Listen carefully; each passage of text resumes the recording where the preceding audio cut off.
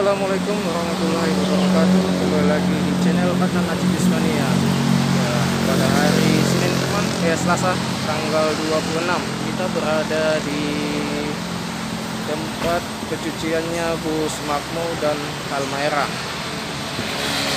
Dan di sini ada berapa unit Bus Makmo dan Bus Halmahera, dan ada satu unit Bus Putra Pelangi teman ya. Belakang kita ini Bus Putra Pelangi. Oke teman, simak aja teman videonya gimana. Jangan lupa di like, komen, dan subscribe teman ya. Teman, di sini ada Bus Makmo yang tronton yang Mercy OC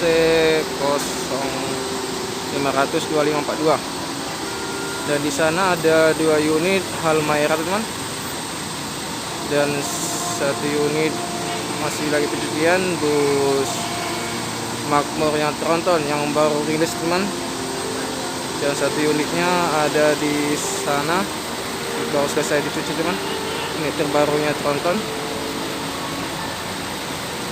Dan jangan-jangan terjadi teman, ternyata ada Bus Putra Pelangi, dan di mana Bus Putra Pelangi tempat pencuciannya di sini teman. Biasanya pencuciannya di dekat arah dekat terminal bersama apa biasanya Smart Star.